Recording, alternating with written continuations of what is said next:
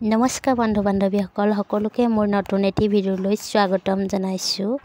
আজি বনাবলৈ লৈছোঁ আমৰ আচাৰ। যিহেতু পকিবলৈ ধৰা বুঢ়া আমখিনি আচাৰ, পকা আম খাবলৈ পাৰিছিলোঁ, তাতে কেঁচা আম দুটামান সৰি গ'ল আৰু সেয়াৰে মই আজি অলপ আচাৰ বনাইছোঁ।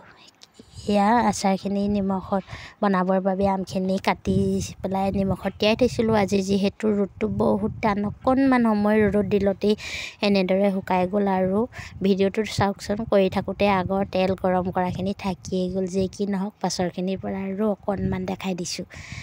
তেলখিনি প্ৰথমতে গৰম কৰি আমখিনি তাতে এড কৰি দিলোঁ আৰু লগতে জিৰা পাউডাৰ, ধনিয়া পাউডাৰ আৰু ৰেড চিলি পাউডাৰ অলপ দিলোঁ। লগতে এয়া এড কৰি দিছোঁ ভিনেগাৰ অলপমান।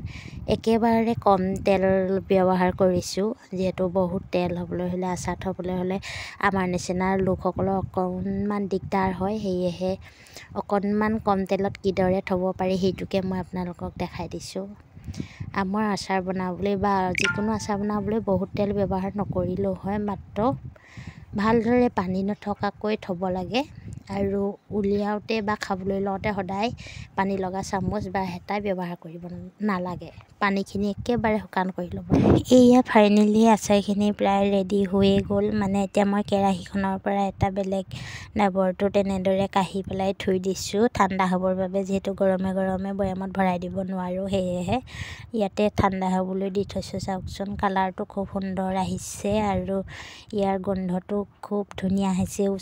মই এইখিনিতে এটা কথা পাহৰি গৈছিলোঁ, পাঁচফোৰণ মছলাও অলপ আগতে ভাজি থোৱা আছিলে, মিক্সিত অলপ আধা খুন্দা কৰি পেলাই ইয়াতে এড কৰি দিছিলোঁ। পাঁচফোৰণ মছলাও ব্যৱহাৰ কৰিছিলোঁ, তেতিয়া ভাল হয়। জ্বলাটো অৱশ্যে এতিয়া দিয়া নাই, মন গ'লে পাছতো জ্বলা বনাই পেলাই দি দিব পৰা হ'ব ইয়াতে। আৰু এইখিনি আমখিনি দেখিবলৈ ধুনীয়া হৈছে, যিহেতু এতিয়া আমৰ ছিজন হৈয়ে আছে। আমটো অৱশ্যে কেইদিনমান এনেদৰে ৰাখি থ'লেহে খাবলৈ ভাল হয়।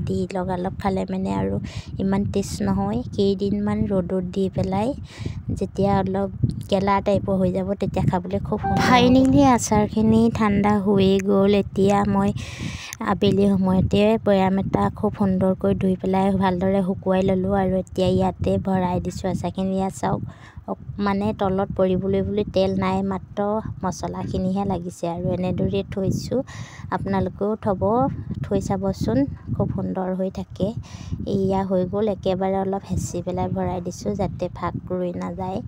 আৰু এনেদৰে তেলখিনি এয়া চাওক, এনেদৰে আগৰ চানা বৈয়াম এটাত সুন্দৰকৈ ভৰাই দিছোঁ। কি ধুনীয়া হৈছে। আজিলৈ ভিডিঅ'টি বাই।